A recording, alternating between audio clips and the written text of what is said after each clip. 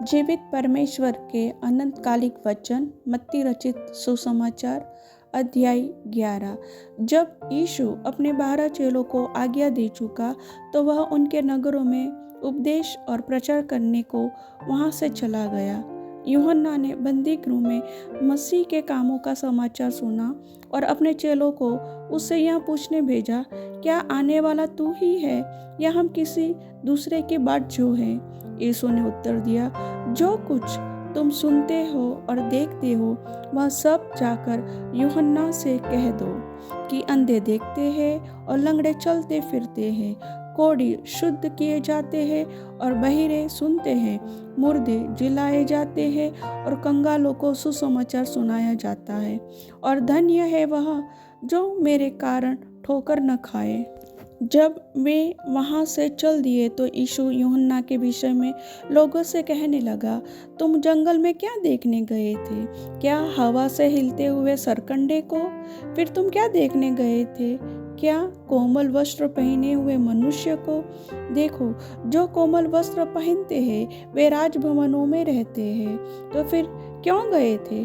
क्या किसी भविष्यवक्ता को देखने को? हाँ, मैं तुमसे कहता हूँ कि भविष्यवक्ता से भी बड़े को यह वही है जिसके विषय में लिखा है, देख मैं अपने दूत को तेरे आगे भेजता हूँ जो तेरे आगे तेरा मार्ग तैयार करेगा। मैं तुमसे सच कहता हूँ कि जो स्त्रियों से जन्मे हैं उनमें से यूहन्ना बपतिस्मा देने वाले से कोई बड़ा नहीं हुआ, पर जो स्वर्ग के राज्य में छोटे से छोटा है वह उससे बड़ा है।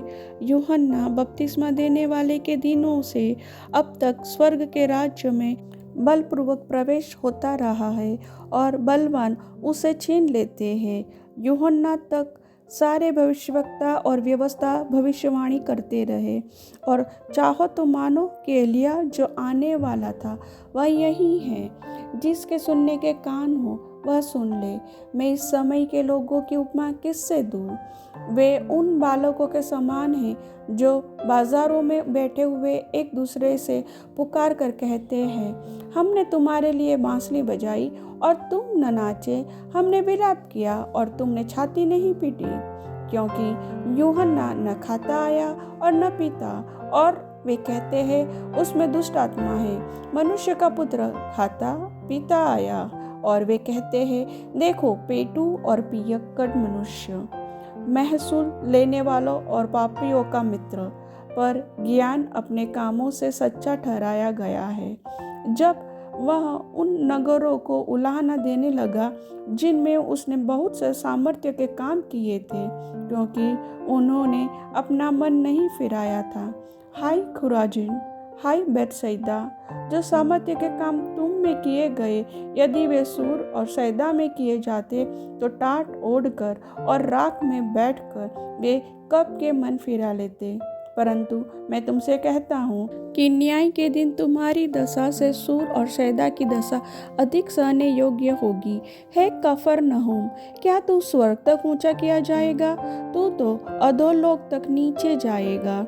जो सामर्थ्य के काम तुझ में किए गए हैं, यदि सदोम में किए जाते तो वह आज तक बना रहता। पर मैं तुमसे कहता हूँ कि न्याय के दिन तेरी दशा से सदोम की दशा अधिक सहने योग्य होगी। उसी समय यीशु ने कहा, हे पिता, स्वर्ग और पृथ्वी के प्रभु, मैं तेरा धन्यवाद करता हूँ कि तूने इन बातों को ज्ञानियों और समझदारों से छिपा रखा और बालकों पर प्रकट किया है। हाँ हे पिता, क्योंकि तुझे यही अच्छा लगा।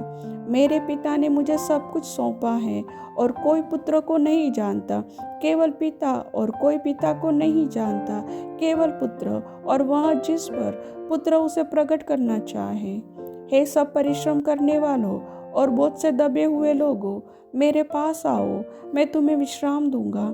मेरा जुआ अपने ऊपर उठा लो और मुझसे सीखो, क्योंकि मैं नम्र और मन में दीन हूँ, और तुम अपने मन में विश्राम पाओगे, क्योंकि मेरा जुआ सहज और मेरा बोझ हल्का है। वचन के सुनने वाले सभी को परमेश्वर आशीष दे। आमीन।